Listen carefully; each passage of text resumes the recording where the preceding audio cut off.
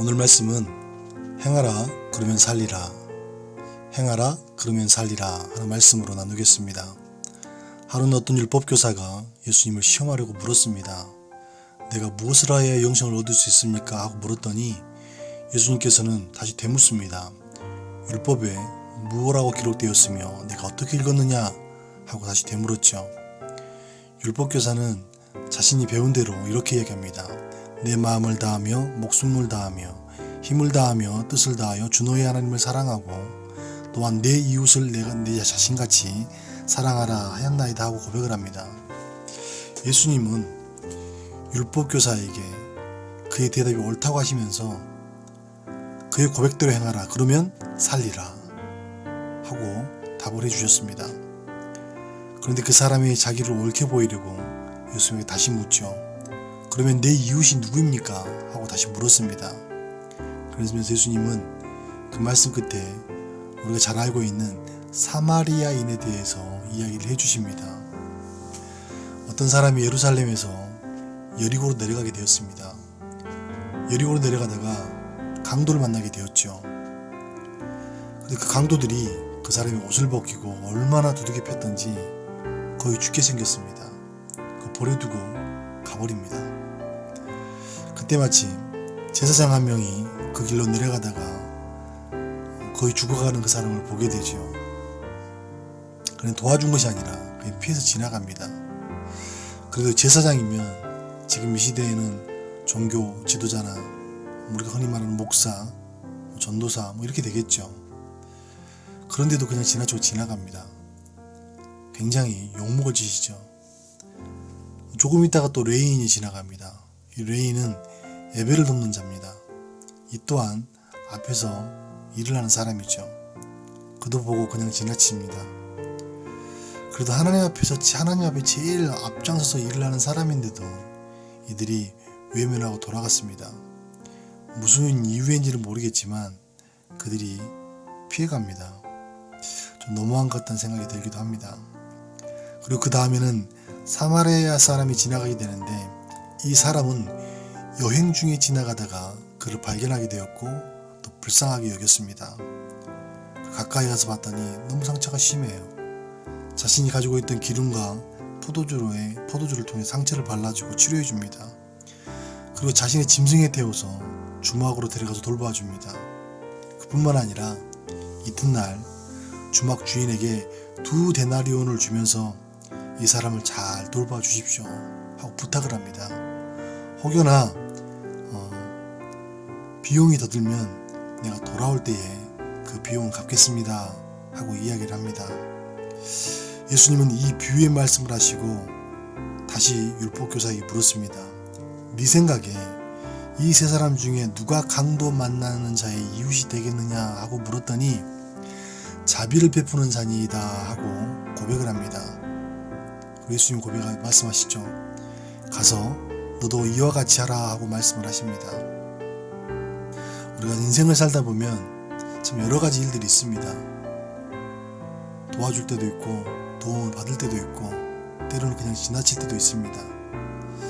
의도치 않게 지나가는 경우는 그래도 이해가 됩니다. 그러나 불쌍한 사람을 보고 죽어가는 사람을 보고 그냥 지나친다는 것은 꼭 예수를 믿지 않는다고 하더라도 생명을 살려야 되는 그 일에 대해서만큼은 좀 우리가 앞장서야 되는 게 아닌가 하는 생각이 듭니다. 말씀을 좀 더 생각해 보도록 하겠습니다. 오늘 율법교사는 영생을 얻는 일에 대해서 질문을 하였습니다. 이 영생은 우리가 하나님 나라에 들어갈 때에 신성한 생명을 누리게 되는 보상이라고 할 수 있습니다. 하나님의 생명 안으로 들어가는 것을 영생이라고 이렇게 이야기합니다. 우리가 흔히 말하는 천국에 들어가는 것을 이야기하고 있죠. 이 천국은 하나님의 영원한 생명의 영역이기 때문에 우리가 생명 안으로 들어가는 것이 곧 영생을 누리는 일이라고 할 수 있습니다. 그런데 우리가 쉽게 착각할 수 있는 것은 구원받는 것과는 좀 다르다는 것을 우리는 알아야 됩니다. 구원받는 것은 하나님의 생명을 우리 안으로 들어오게 하는 것이고 영생은 하나님의 생명 안으로 들어가는 것입니다. 구원은 우리 안에 하나님의 생명을 품고 육신을 입은 상태에서 그 그 몸으로 이 땅에서 하나님 나라를 누리는 것이 구원입니다. 영생은 육체를 완전히 벗은 상태에서 그 영혼이 하나님의 생명 안으로 들어가는 것이 바로 영생이라고 이야기를 하죠. 우리는 선한 사마리아인에 대해서 너무나 많은 이야기를 들었습니다. 우리가 등장인물이 몇 명 나오죠. 먼저는 강도가 나옵니다. 또 강도 맞는 사람이 나옵니다. 또 그 사람들을 외면했던 제사장이나 레인이 나옵니다. 그리고 마지막에는 강도 만난 자를 도와주었던 사마리아인이죠. 이런 생각을 해보았습니다. 나는 이 사람들 중에 어떤 부류에 속한 사람인가? 혹시 강도인가? 아니면 강도 만난 사람인가? 그것도 아니면 나는 제사장이라 레이처럼 그들을 외면한 사람인가? 아니면은 그 사람을 도와주는 사마리아인인가? 곰곰이 생각해 보니까 제 안에는 이 사람들이 다 들어있더라고요. 때로는 강도처럼 남에게 상처를 주고 또 넘어지게 하고 하나님의 마음을 가져가지 않고 사람의 마음을 빼앗는 그런 강도 같은 모습이 제 안에 있더라고요. 때로는 내가 강도를 만나서 힘들어하고 있고 아파하고 있고 상처가 안 물 때까지 몸부림치면서 괴로워하는 모습도 제 안에 있었습니다. 그뿐이겠어요. 아파하는 사람을 외면한 적도 있었고 내 일이 이게 아니기 때문에 알면서도 그냥 모르는 척하고 지나갈 때도 있었습니다. 침묵할 때도 있었고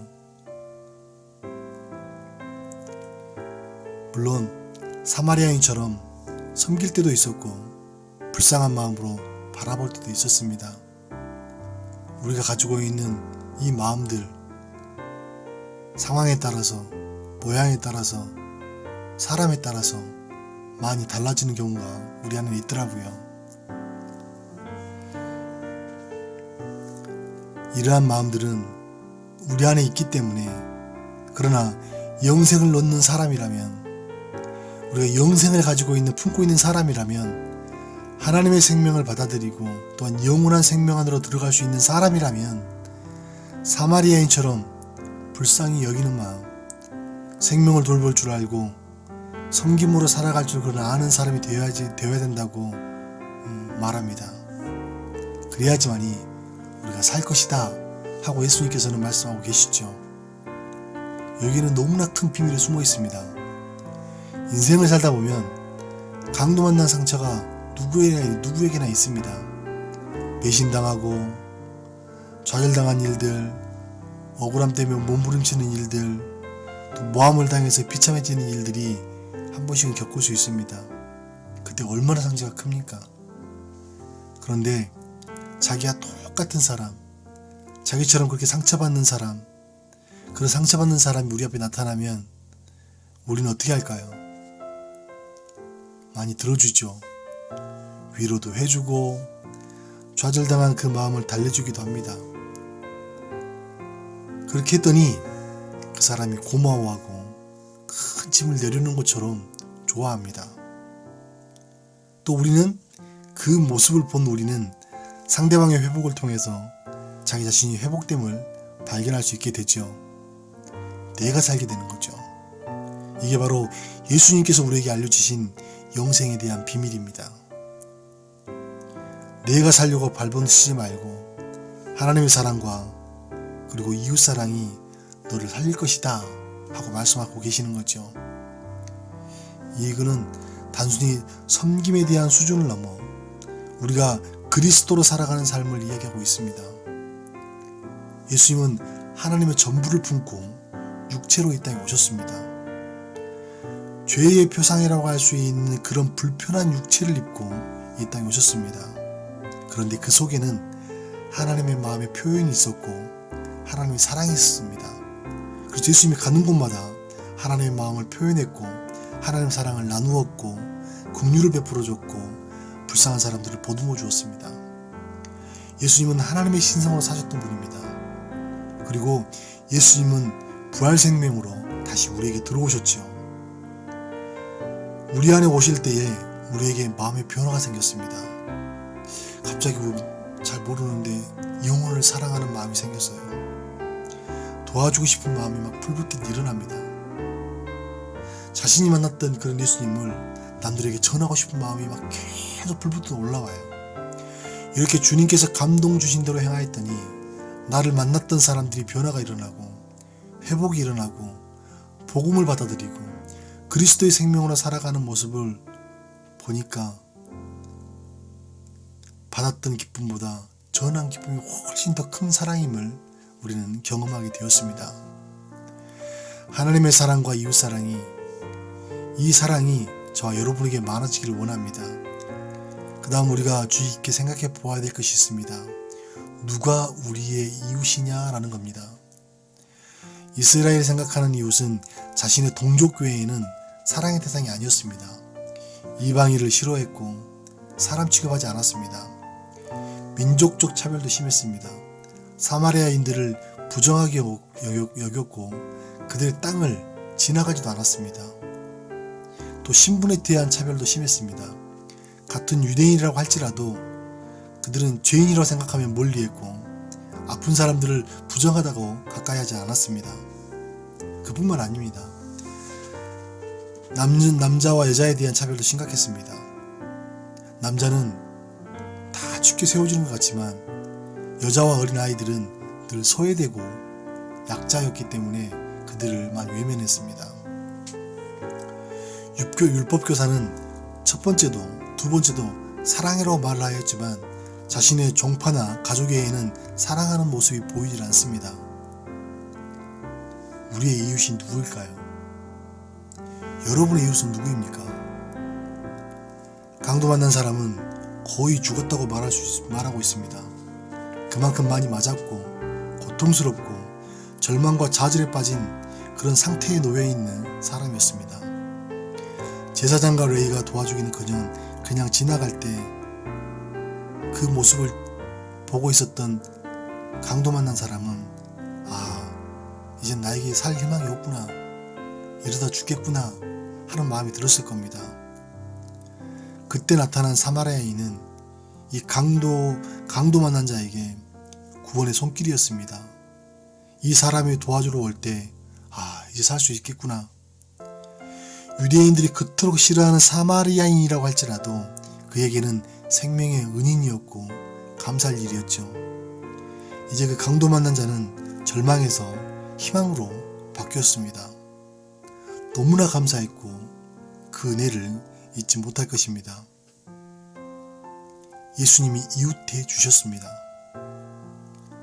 예수님은 죽어가고 있는 우리를 만나주셨고 치료해 주셨고 영혼을 회복시켜 주셨습니다. 뿐만 아니라 새 생명을 주시고 살아갈 수 있도록 하셨습니다.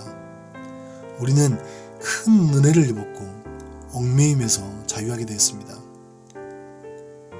우리가 그리스도를 영접하는 것만으로 부족할까봐 친히 우리에게 성령을 우리에게 부어주시고 이 땅에서 하나님 나라를 누릴 수 있도록 허락하셨습니다. 그래서 우리가 이렇게 행복한 거 아니겠어요? 이제는 우리의 이웃을 찾기를 원합니다. 가난하고 생활고가 어려운 이웃을 돕는 것도 너무나 중요합니다. 그러나 무엇보다도 그리스도의 생명이 없는 사람이나 마음의 상처가 있거나 삶에 희망이 없는 사람, 절망에 있는 사람들에게 우리의 이웃이 되어주기를 원합니다. 예수님도 이런 사람들에게 이웃이 되어주셨어요. 복음으로 행복하게 하고 주님의 사랑을 나누고 서로에게 위로와 격려가 되어준다면 지쳐있는 영혼들에게 좋은 이웃이 되지 않을까 하는 생각이 듭니다. 우리는 우리가 가지고 있는 것으로 섬기면 됩니다. 베드로는 안진병에게 이렇게 말했습니다. 내게 있는 이것을 내게 주노니 곧 나사렛 예수 그리스도의 이름으로 일어나 걸어라 할 때 기적이 일어났습니다. 베드로는 예수 그리스도의 이름을 가진 자입니다. 우리 안에는 예수 그리스도의 생명이 자라고 있고 성령께서 우리를 인도하고 계십니다. 우리가 가진 것은 성령이 주시는 마음이고 예수 그리스도의 생명입니다. 우리에게 있는 가장 좋은 그 예수 그리스도를 내 이웃을 내 자신과 같이 사랑할 수 있는 저와 여러분 되기를 원하고 또 우리를 인도하시는 성령의 인도함을 따라서 이웃을 사랑하고 하나님을 더욱더 뜨겁게 사랑할 수 있는 저와 여러분 되기를 원합니다. 기도하겠습니다.